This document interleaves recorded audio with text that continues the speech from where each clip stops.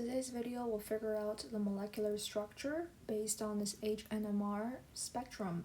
So in certain questions, instead of writing the integral values up here, they might have like an actual integral sign. So that just means you need to compare the relative ratios of the heights of these signs so that you can figure out, okay, so this looks like 1, this looks like 2, and then sometimes you have to add up all the integral values to see if it matches up with your actual molecular formula, and if it doesn't, you would multiply all of these by a certain number, like a factor of 2, etc. Okay, now let's get to doing the problem. We start with calculating the degrees of unsaturation, which in this case is 1. That implies to me that there might be a carbonyl because of the 2 O's. So I check the chemical shift, which is 2.6-ish for carbonyl, and I see that there is a relative match. And there's also an ether at around 3.5 because I would think that this O might be an ether, not an alcohol, because the alcohol would have different chemical shifts. So then I would check, given that the ether is a little higher, so I would suppose that this is my ether, which is a hydrogen due to the ether, and then this carbonyl then around 2.6, well, it's around like 2.1, 2.6, so I would assume would be this one.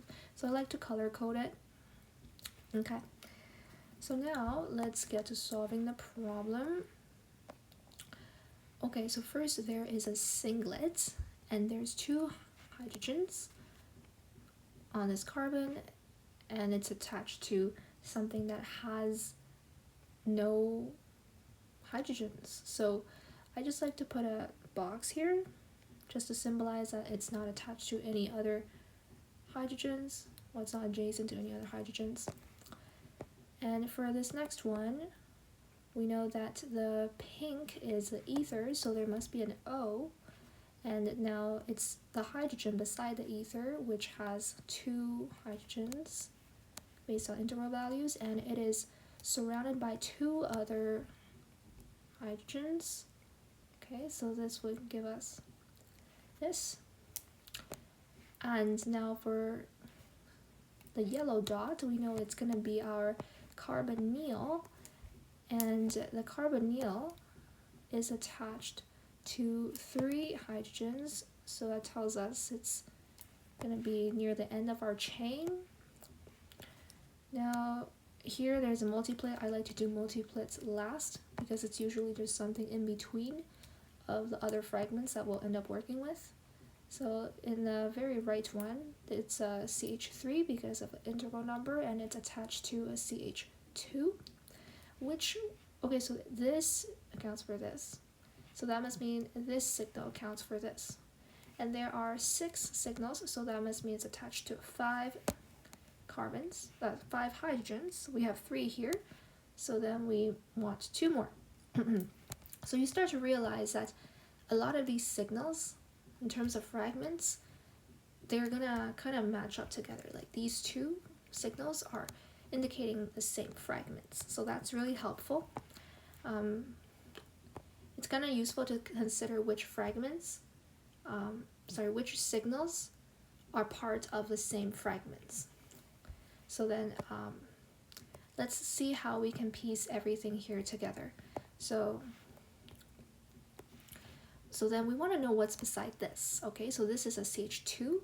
I'm going to look at a signal with 2 on top of it, and it appears it could be either of these.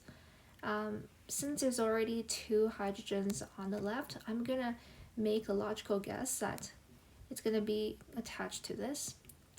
So it could be logical then that if this is attached, if this is indicating that, because there's no other integral values that have 2 while not being a singlet, so then that must mean if we assume that this signal was also like this, so we could piece these 2 together and say that there is a CH3, CH2, CH2.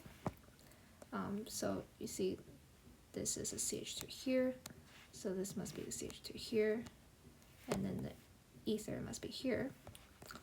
And then what's on the other side of the ether, it looks like it looks like since we have two functional groups, we have carbonyl and ether, we could have a carbonyl on this side and ether on this side.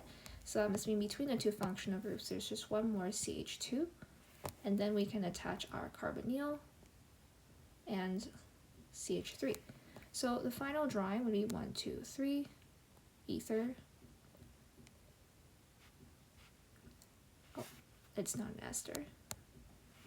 Boom. And this would be our final answer.